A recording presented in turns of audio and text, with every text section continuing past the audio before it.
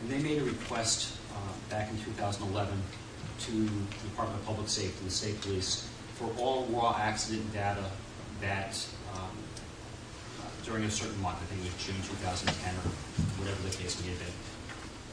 They wanted all raw accident data for that month. And the State Police denied the request in its entirety. The Oliveria filed a lawsuit filed a complaint with us. We reviewed it, and we said that the State Police violated the Access to Public Records Act by denying the request in the entirety.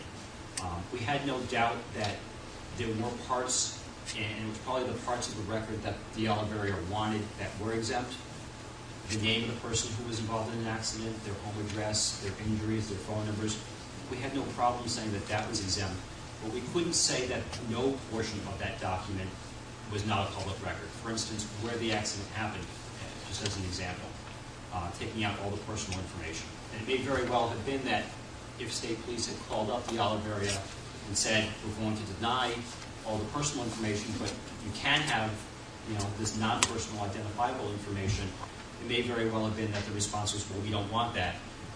But there was a responsibility on the public body to provide any reasonable segregable portion of a document. So I think that's the lesson to learn, whether it's a law enforcement agency or not. Any reasonable segregable portion of a public record has to be provided.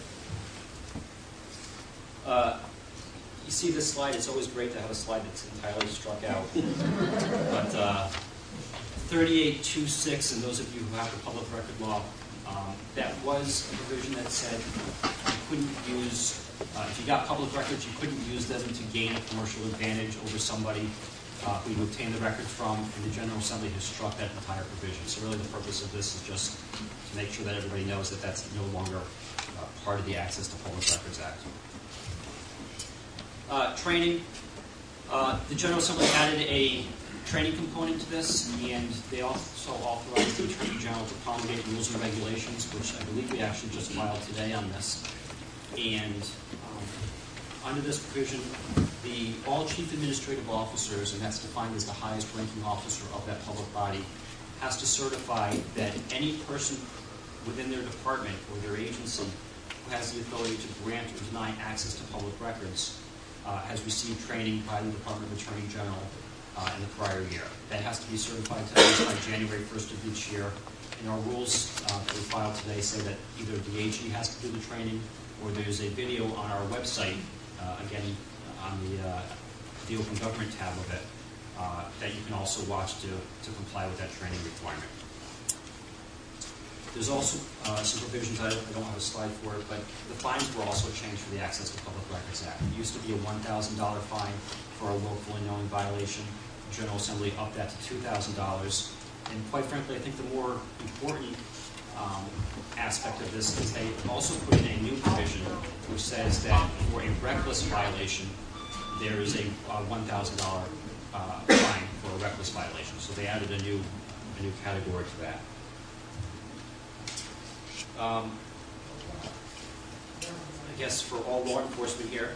Could you define what the difference between reckless and knowing? Knowing and willful, there's actually neither of those terms are defined by the Access to Public Records Act. It would make it easy, but that's not what happened. But willful and knowing, there's Rhode Island Supreme Court case law that talks about that's when there's an appreciation that something that a law or regulation may be applicable, and the person or the entity doesn't take reasonable steps to ensure that the law was or was not complied with. That's more or less a paraphrase of it, but that's how it's been defined. The reckless, our department, we haven't had a reckless situation yet, so we haven't had the opportunity to really define that. I know that there's some statutes out there that do define reckless. My guess is that we'll probably have some, when we eventually reach that point, we'll probably follow those pretty closely, but we haven't gotten to that point yet.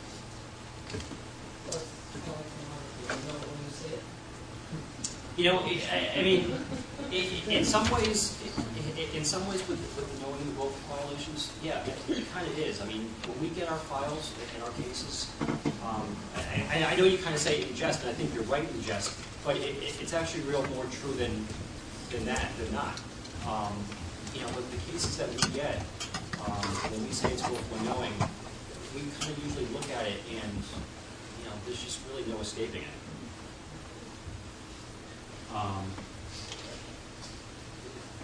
There are a couple new provisions for law enforcement. I think you had one question there. Oh, I'm sorry. Michael, the Act nowhere specifies the number of public records officers that any community or public body has to have. Doesn't that leave open the ability then for the town to make a decision regarding what's responsible? Because one of the exceptions, or one of the justifications for the delay, is the number of requests that are pending. And let's say the city of Providence has the same number of public records officers as New Shoreham. One would think then that there'd be a lot more capacity in one town than another, and there's really nothing that either regulates or determines how many you have to have. And so is there any interpretation that you've seen as to a reasonableness standard that a city or town must observe in regard to how many people have to be dedicated to that process? There really hasn't been at this point, and you know, having been involved in the legislative process on this, the idea really was to leave it to the cities and towns to make a determination, like Barrington, that they were going to have essentially all record requests, you know, go through one person or one entity, the town manager. I know Barrington, you know, in the discussion said law enforcement records are going to go to the chief. But there were other cities and towns that say we're going to have tax records go through the tax assessor. We're going to have water records go through the water department. We're going to have, you know, right on down the line. And they've really segregated it much more closely, I guess. And that's a discussion that the General Assembly left to the cities and towns. Let me just make one observation, having worked with Mike and, you know, on the town's perspective, when we've been accused of doing something willful, bad, and in instances with Mike in the Attorney General's office, they say, well, no, this wasn't willful. It's all about the facts, what's reasonable, and are you memorializing what's happening? Are you sending emails? Are you writing letters? Are you documenting, doing phone calls? Because the first thing that Mike and his people are going to do when they're looking into it, they're going to say, what happened? And if you don't have a contemporaneous record of what happened, you know, then you need to start jogging your memory. And it's not as easy to do that if you don't have the written records. So one of the things we did in the town 7 or 8 years ago is we hired more staff in the clerk's office to, in part, make sure we can comply quicker with a lot of the records requests we were getting. And then now having the specific officers, whether it's John LaCrosse as the chief of police or Peter DeAngelis as the town manager and the designees, we're able to establish procedures that we're complying with on a consistent basis. And part of that is the record keeping, so that if someone says, hey, you didn't do what we were supposed to do, we can say, here's our procedure and here's how we comply with it. And I think it makes your job a little bit easier when you're evaluating what's happening. It makes our job tremendously easier, and you know, quite frankly, that's what we're going to want to see. I mean, if there's the allegation that something wasn't done right, we're going to want to know why it wasn't, and if it wasn't done right, you know, there are situations where things are not done right, but they're not willful and knowing. But we're going to want to know. We're going to want to know why. And I think Jeff's exactly right. I mean, having that record of what was done and why it was done, it makes everybody's job, and most importantly, from your perspective, the town's job, easier in the long run. I talked about before that with respect to any request made for access to public records, there's that 10 business days, something has to be done within 10 business days. That applies to all records except for adult arrest logs. This is only going to be pertaining to law enforcement, but any person or any entity that makes a request for law enforcement records, or for anybody who makes a request for the adult arrest logs, that has to be complied with within 48 hours of the request, 72 hours if it's made on a weekend or a holiday. So your only gray area, or your only red area, I guess, is a request that comes in Friday afternoon, because that's not part of the weekend. It applies only to requests that have been made 5 days, or arrests that were made 5 days prior to the request. So you can't come in and say, I want all the arrest logs for 2011, and I want it 48 hours. And this is the material that has to be in the arrest log, or actually, I said that has to be in the arrest log. I think more appropriately, this is the material that, if it's in the arrest log, has to be disclosed in this material. So I've got a couple of the slides about the balancing test, but I really want to leave it to your questions, because usually that's where I find everybody's got questions, whether it's open meetings or public records, and I'm certainly happy to address that, or happy to address the balancing test if we want to get to that. I know you kind of have a tight schedule, so I want to give Your first slide spoke to, I think, a request for information, I think, as it relates to employees. And if we received a request that was specific to one employee, how would you handle that? I think there's a couple distinctions in your question. The first is a request that's made for all employees versus one specific employee. Let's just say time cards, for instance. Everybody wants to see, there's a request made for all the time cards of all the officers at the police department. And let's just say, for the sake of argument, those time cards contain personal information. I think you could redact all of those officers' names and still provide the information. So the information wouldn't necessarily be identifiable. To your question, where a request was made for one particular person's, a record related to one particular person, under that first exception, under the new exception, it's public unless disclosure would clearly constitute an unwarranted invasion of privacy. So it's really going to depend on what that record is. If it's a contract for a particular employee, my guess is, and we're just, hypothetically a document, neither of us knows what's in that document, but my guess is that a contract for a particular employee would not constitute a clearly unwarranted invasion of personal privacy. Maybe there's a portion of it that talks about something that would invade their privacy, maybe that gets redacted, but compare that to some other document, maybe a discipline report, which is more personal privacy. Compare that to a case that went to the U.S. Supreme Court that involved death scene photographs of a particular person. I mean, that's probably the height of privacy.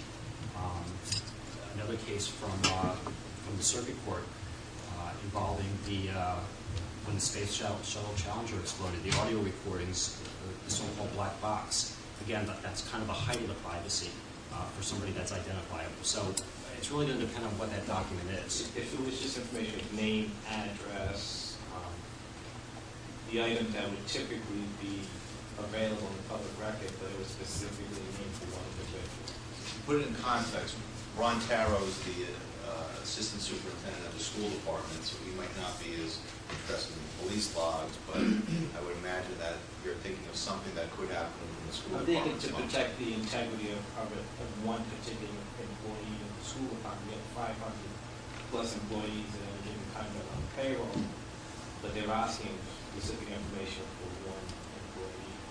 Again, it's really going to depend on what they're asking for that one employee. You mentioned address. If it's a home address, I wouldn't give it out. You get into this balancing test, and I guess this is a good time to kind of talk about it. The question I think to ask is whether that information, whether the public interest outweighs the privacy interest, whatever the information is, home address, whatever it is, phone number, discipline report, whatever, time card. The public interest has been defined by the U.S. Supreme Court not as something that is quote-unquote newsworthy, but doesn't shed light on how government operates. So take the example of a home address, for instance. Disclosure of that, it's hard to imagine a situation where disclosing somebody's home address would shed light on how government operates. Maybe there's some sort of facts out there where it does, but I think that's the exception. That gets balanced against the public interest, against the privacy interest. And the privacy interest is, I think, a little bit more identifiable. It relates to common law and statute, and we all realize that there's a privacy interest in, our homes and our home addresses and personal facts. So that's the type of balancing and the type of analysis that's going to go on. What's the public interest? How does that shed light on how government operates versus the privacy interest for whatever information it is? There's also employee records, also tax records, taxpayers in town, like payment dates.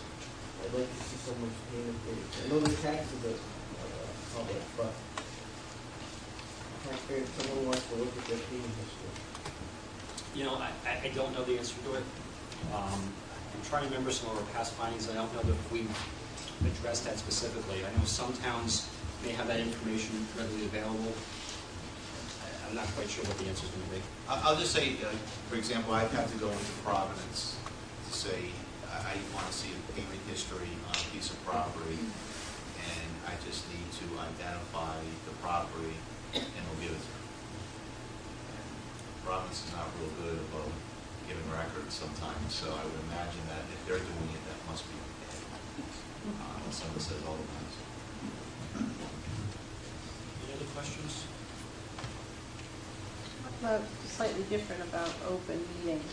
We had a case where we had a meeting, a scheduled meeting with an agenda, and a lot of public came to the meeting wanting to be heard, and we were, so I just want to know clearly, what are the circumstances when it's not on the agenda, that they could ever be heard or not? Can you just really clearly define that? The Open Meeting Act allows public bodies to either have public comment or not have public comment. It's your discretion. So there's no requirement that under the Open Meeting Act that you have to have public comment. If you're going to have public comment under the Open Meeting Act, it's got to be on the agenda, public comment. And what the Open Meeting Act says is that a member of the public can, address whatever they want during that period of time. The members of the public body can respond to comments that are made, during that public comment session, but no action can be taken during that. There's a little bit of a difference with school committees. School committees, it's the same exact rules, except a member of the public has to make the request in writing. Let me just make one comment, because I think what you're referring to is the struggle that you have with getting the presentation by the people that you want to hear from at the meeting, and balance that against the right for public comment, but not wanting one or more people from the public to essentially hijack the meeting with the public comment before you have an opportunity to hear, which your purpose was anyway. And on the council, we've had that struggle in the past, and what we've done is we've always allowed public comment, but segregating it so that you're hearing first from whether it be an applicant or someone with a proposal, someone bringing in teams of people, let them present, and then have a public comment, sometimes even at another meeting, in order to do it orderly. And what we try to do with that is, if you're segregating it, especially with separate meetings, that the same people who are going to be presenting at the first meeting will be there to listen to the public comments, so the public can actually ask questions and they can respond to. Because if you don't allow that, then you just get upset people, and forget about whether or not it's lawful. None of us here are trying to get people upset unnecessarily. We'll also be talking about this later. We talk about trying to balance getting the meeting done by midnight and letting people talk. Any other questions before we hand it over to Andy? I just got a quick question on the technical things if we have the time. As I read it, if a request for information comes into the police chief at 5:30 on Friday afternoon, and he's gone, and by 8:30 Monday morning, it's already in violation because it's more than 48 hours. I mean, can we define when the weekend starts? Can we define noon on Friday? I've actually had a lot of people ask me that question. And just, I mean, you're talking about just the arrest logs. Yes. Because everything else is 10 business days. Right. I'm not sure that the cities and towns can redefine weekends, and, we certainly haven't gotten to that point where we've issued a finding, and I would be pretty hesitant to say that we're going to redefine, the weekend starting at noon on Friday or whatever it is. So, but you define it at 5 o'clock on Friday, or you define it at midnight on Saturday? Friday night, Saturday morning? We haven't gotten the opportunity to define it at all. I mean, it seems like it starts at, midnight at Saturday, but, I'll leave that to our official process and when and if that ever becomes an issue. Quite frankly, this has become a lot less of an issue than I thought it was going to be. I thought effective September 1st, our police departments were getting flooded with these requests every day by media and others for arrest logs, and I've talked to law enforcement and I haven't seen it. Thank you.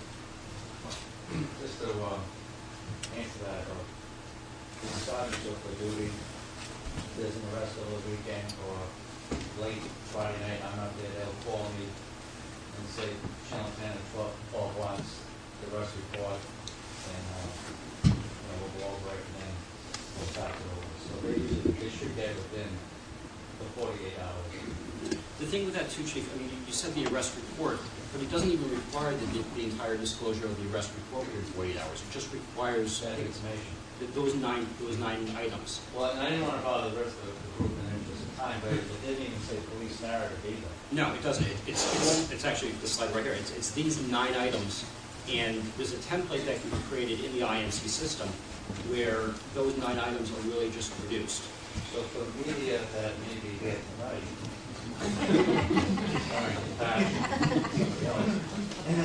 You should have said that to me earlier. initial narrative that doesn't have to be disclosed within 48 hours? No. What has to be disclosed within that 48, 72 hours are those 9 items. Everything else has a maximum of 10 business days subject to the, what we talked about before, the extension. So if sitting state senators come to Barrington at midnight,